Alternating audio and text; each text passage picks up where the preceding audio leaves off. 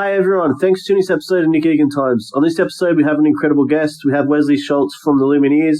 The Lumineers are an alternative American folk rock band, American folk rock group that's done incredible things in the global music scene, going back in 2012 with their smash hits Ho Hey, and then they've done other hits like Stubborn Love, Angela and Cleopatra. The Lumineers have just released their fourth new amazing album, Brightside. Welcome Wesley, and thanks for coming on the podcast. Yeah, thanks for having me. You're welcome. How's it all been going over there? It's going great. I'm at home right now in Denver for the moment, but we leave for tour shortly in a couple of days, and I'm excited to get back out there and tour outside of North America, come out your way, actually. Yeah, that's exciting. Can't wait for you to come out here. Tell me, how has the pandemic affected you personally and professionally? Well, professionally, it just brought everything to a screeching halt. We were in the middle of our first ever arena run in the U.S., so it was a big deal for us. And it was strange because we were playing all these places where the hockey teams and the basketball teams play, and those leagues shut down on the same night, basically. And so our tour shut down that same night, obviously. So that was pretty disorienting when you think everything is maybe going to be okay, and then you're off the road for like 2 years. But it turned into eventually some inspiration. It took a little while. I think everybody, at least my friends and I, we talked about how we were kind of depressed without realizing it. And as great as it is to be home, too much of a good thing can be hard. So I got to spend a lot of time though with my son, and now we had a daughter over that break. So for me personally, it was the first time in about 10 years where I didn't have any options to say yes to anything. It's very hard, I think, for when you're starting out to say no to everything. You're just always saying yes and on the go, and your calendar always fills up. And so this was like a forced stay still kind of period of time. And I kind of think I needed that. And it brought out a different side of making records, and with Brightside in particular, previous to that, we had only really made records that we had planned out really well and meticulously. And Brightside was a lot more kind of off the cuff and spontaneous and done very, very quickly. And I think that would have never happened for whatever. I think there are reasons why, but that would have never happened had the train just kept moving. So it was the gift of the pandemic was just we made the records that we didn't really know it was going to be a full-length record. I think that's why our attitude was so casual about it. It's just a little less paranoid about the decisions and more trusting in ourselves. Wow, thanks for sharing. The pandemic's obviously done some wonderful things for everyone in a certain degree and sense, I guess, of obviously creating new things, and for performers like yourself making new albums like the Brightside, which is incredible. I was listening to it yesterday, and the music on there is just amazing. So well done on that. Thank you so much. Really appreciate it. You're welcome.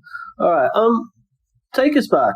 Tell me about the Lumineers, I guess, when you first initially began. And how did you even get the name the Lumineers? How did that get created?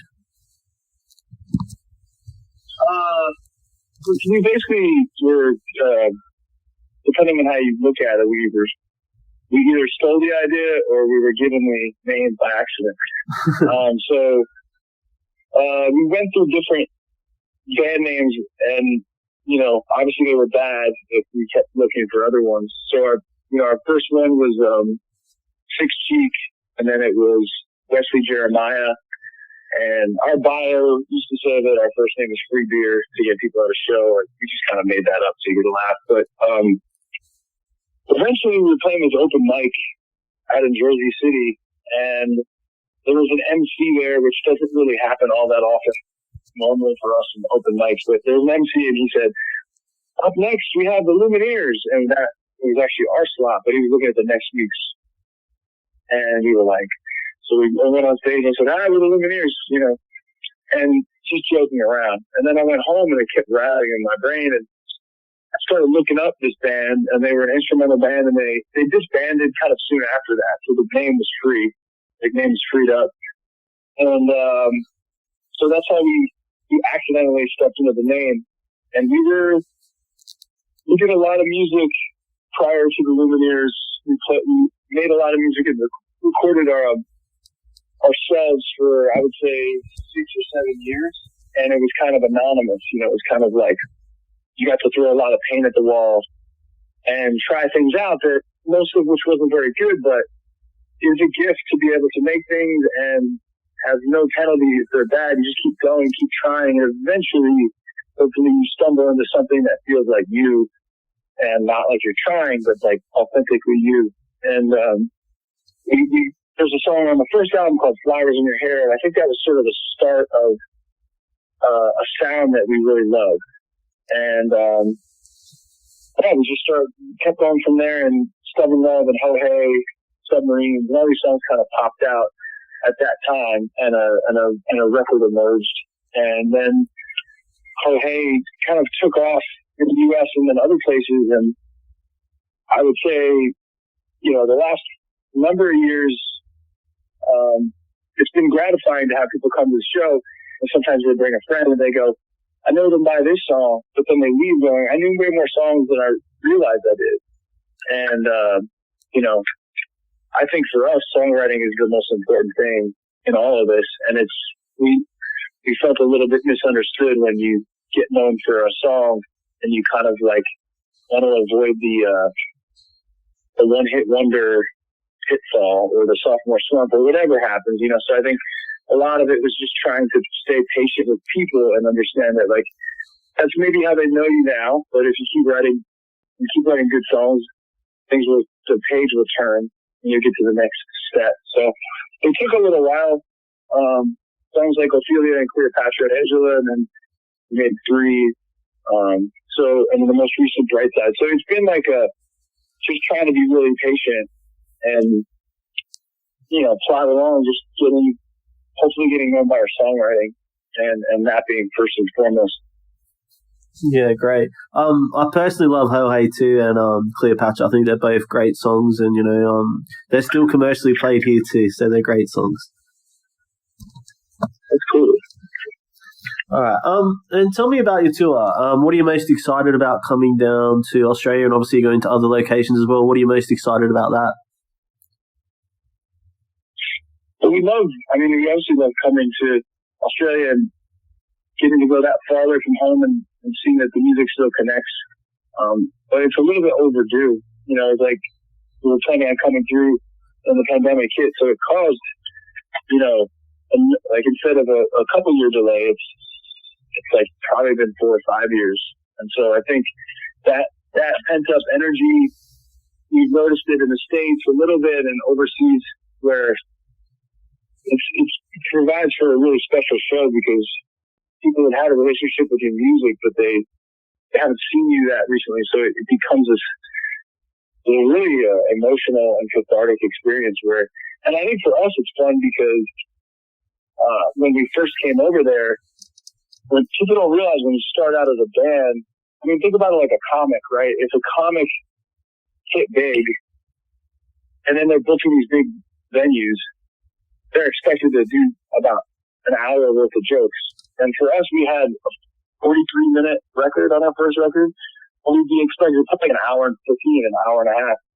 And so it was a pretty bad feeling because you don't know how you're going to make all that work live. And I think now with 4 albums out, it's like we have to cut songs, and that's a really nice feeling to have versus how are we going to make this work tonight? You know, like pulling a rabbit out of a hat, you know, every night. So I think we feel more ourselves and settled into something that is authentic to us instead of, you know, just trying to do something that you know you're just barely getting by because you want success as an artist and you hope for it to get out of your parents' basement or something. But when it comes like lightning quick, it's sort of hard to trust.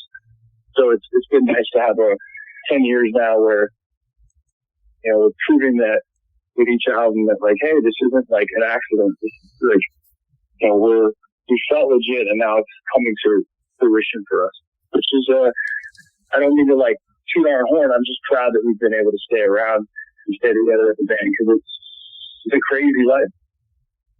Yeah, well, you've definitely got longevity. What do you believe, I guess, is the essence of your longevity? You know, you've been around for 10 years odd. What has given the Lumineers longevity? Yeah, I mean, we've been around as the Lumineers for 10, and me and Jared have been writing music for 17 years, and I think that helps. I think a big key to longevity, I think, for any artist is that you have control. I think there's a lot of artists when you're young, you're kind of like more easily influenced and suggestible than as you get older. So, for example, when we got signed, I was 30 at the time.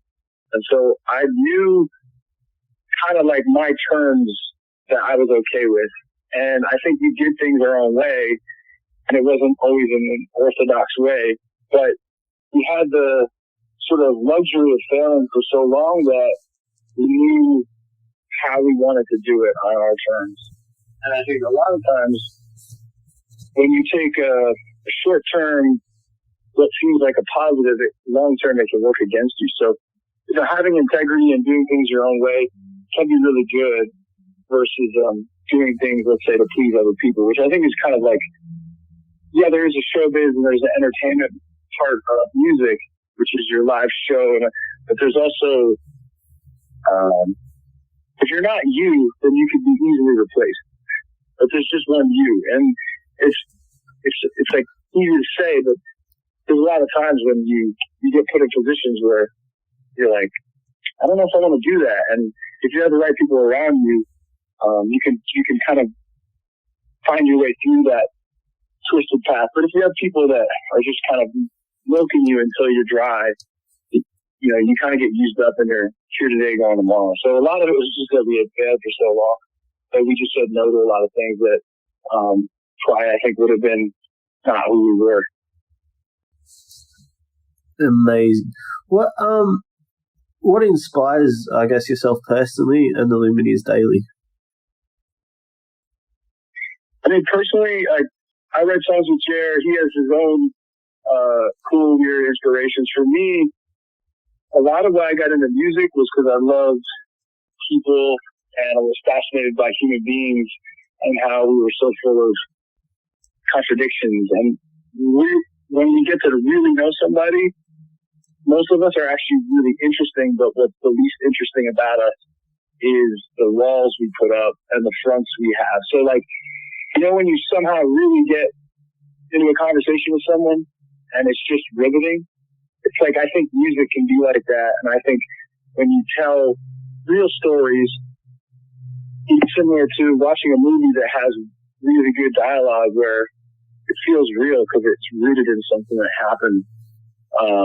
So for me, like, I was going to go be a psychologist. I really wanted, my dad was a psychologist, and I was like, I'm going to we'll do Schultz and Son. I don't even know if you can do that, but we'll do like father and son psychology practice. Like, I was just stoked on listening to people and trying to help them through something. And I feel like that developed a sense of trying to understand other people and empathy that serves me well, I think, to write songs, because you run out of material. If it's just about you and every song is about you, it kind of becomes boring. It's fun. It's really a challenge, and it's really gratifying to, you know, try to tell a story of somebody else, like a song like Cleopatra, where you're trying to tell a story from a female perspective. Things like that, I think, really inspire me. And then learning an instrument and playing an instrument is a little more incidental. Like, I love music, and I mostly love singing and lyrics, and then I learned guitar so I could sing. You know, it wasn't like the passion lies for some reason in the words and the poetry of it. Yeah, that's impressive. That is very impressive. What advice would you give anyone starting out or even young that's wanting to do what the Lumineers have done? What advice would you give them? I would say I mean, choose the right heroes, you know? Like, choose the people that stand for the things that you want to stand for, and then remember them as, like, sort of your North Star, because there's just a lot of moments and decisions that you can make that could be a short-term, seems like okay thing, but it's, you know, I think a lot of why people like artists is because they sense that they're being them, and that's part of it. And I think another part of it is that you can do music, but nothing is really promised and guaranteed. And I think the artists that go the farthest are often the ones that don't really, when I say part of it, I mean connect really deeply, you know, like with an audience. You can get big, but you can kind of get big as like just seeing people what they want. But I think the victory for me is like, if you can make every album exactly the way you want to make it on your timeline, the people you want to make it with, that's a victory. And so I would just say, try to be as autonomous as you can, and try to do the things that serve you and make you happy, because you know, it's kind of like a hard business. Like, I wouldn't want my son to be in music, really, unless he really loved it, because it's just not for everybody. It's the same as like my friend's a chef, and that is a cruel world. But for a select few, it's worth it, and it's fun, and it's inspiring to bring people together over food. And I think music brings people together too. But you know, if you're doing it for the right reasons, whatever you're doing it for, it will emerge. You know, it will come out inevitably. So try to figure out if it's for you, because you got to wrap your whole life around it. You know, everything comes second to it. My wife always says, like, I know you're married to the music. So I'm your second wife, and it's kind of, with anything, I think that's what's tough, is that, like, you're going to sacrifice a lot, but for some people it's worth it, and you have to make that decision. Yeah, that's great. That's great advice too. What's the best advice you've received? Well, I had a guitar teacher who, we didn't really even play much guitar together. Ironically, I took this course in college for credit, and it was like, I wanted to learn how to solo, and that definitely didn't work out. We didn't really have solos in our music. But his name's Charles Arthur, and he told me, like, hey, if you want to play music, you can play music. It's just, you got to understand. He's like, you're good enough. It's not about talent at some point. It's about just like pure drive and persistence, staying with it. It's kind of like, once he told me that, I always viewed, you know, staying in music as like a war of attrition. Like, if you can outlast, eventually your audience will come find you. But like, look at Rodriguez, someone like that, where, you know, how old is he when he finally gets discovered, in quotes? It takes forever sometimes. So I think the idea that instead of looking at it like, can I do this? Will they allow me to do this? Is like, give yourself the permission, which my guitar teacher kind of did, but then he followed it up with, you just have to, it's not always going to be the most glamorous or easy thing, and it probably won't be at all. But if you love it, it'll be worth it. I kind of like, also every time I get like a gold record or a platinum record, I send him a copy with his name on it too, because he taught me everything I need to know about music. We sit there and talk about the craft of songwriting for hours, barely picking up our instruments, just waxing on that, you know, and trying to understand it. And it's kind of like storytelling. So he taught me everything, and he doesn't remember half the shit he said to me. He's just like, I don't remember when he said this. He was like, I don't remember I said it, but I'll take credit for it. I like that. So he's an amazing guy, and anybody will be, you know, we have to have our mentors. You have to, one of the most, you never know when you're going to find your next teacher, you know, and for me, he was huge.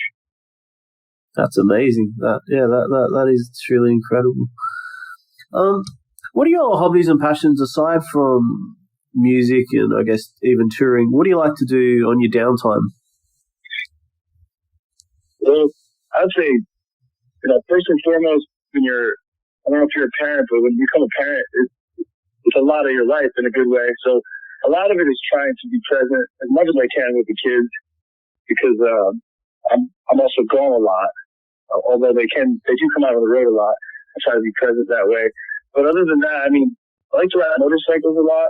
So I do a lot of riding, especially out in the Northeast and this area called the Catskills of New York.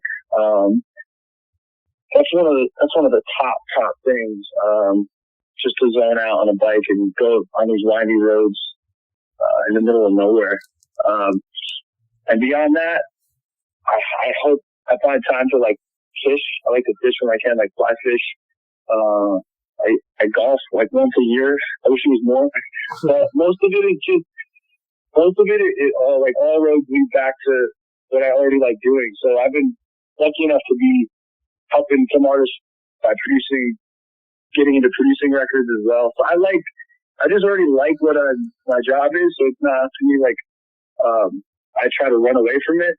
But it's mostly revolving around like words and, just a healthy obsession, I think, with that type of thing. Terrific. If you were 18 again and you could change anything, what would you change? That's a really good question. I was 18 again. I think I would have just not gone to college and followed my gut because I told my parents I wanted to not go to university and just pursue music. And by the time I graduated, I kind of felt behind.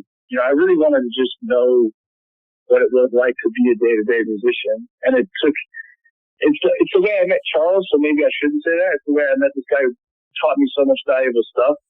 But I do wish in some ways I could have gone straight to it.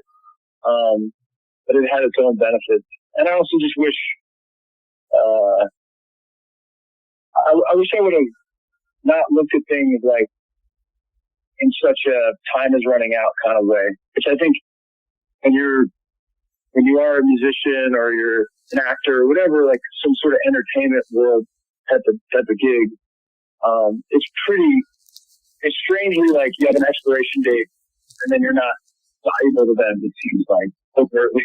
Like I remember I had a friend who worked at a label and he said, we don't really listen to demos of anyone who's over 28 or 29. So, and at the time I think I was 27. And I was like, oh shit. It's kind of like you just feel like you're on the clock somehow. And I feel like I feel very lucky that audience found us and we found them and can kind of do things, and I've been able to do things on our own terms. But in the beginning, I think I felt like that scene in Indiana Jones where the ball was rolling behind him and he's about to get squashed. Like you just feel like you're getting flattened half the time. So having a little more patience would have been, I think, a good thing for me. Yeah, thanks for sharing. That's great insights. Wesley, thanks for coming on the podcast. I do appreciate it. I wish you all the best, especially with the upcoming tour down here in Australia. And I wish you nothing but the best in all your future endeavours. Yeah, thank you so much. Really appreciate it. I hope you get the show. Yeah, definitely. I'm going to come to the one in Sydney. I can't wait. All right, awesome. Thank you. Take care.